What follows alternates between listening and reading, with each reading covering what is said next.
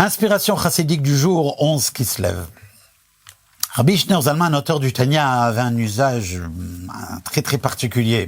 Les soirs de Shabbat, il disait un discours chassidique, mais uniquement devant un groupe très très restreint, vraiment trié, survolé de personnes. Certains de ses enfants, comme Rabbi Dovber, l'Adborim Saï et d'autres grands chassidim. Ces ma'amarim-là, par la suite, a priori, n'étaient pas connus du grand public. Or, ce sont ces ma'amarim-là, précisément, qui vont faire partie du premier livre de Chassidut qui va être publié après le Tanya.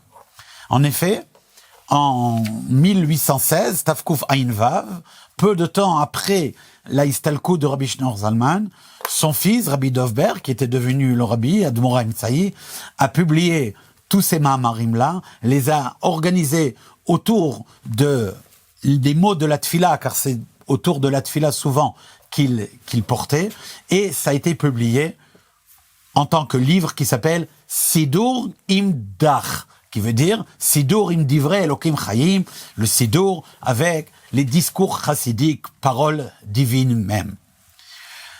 À propos d'un de ces discours-là, le Rabbi Rachab a fait plusieurs annotations. En effet, il y a un discours qui parle de lorsque Yaakov est reparti de chez Lavan et qu'il a eu l'altercation avec l'ange et que l'ange lui a causé une blessure sur sa hanche, à la raison pour laquelle d'ailleurs on ne mange pas le nerf sciatique jusqu'à ce jour, comme on sait.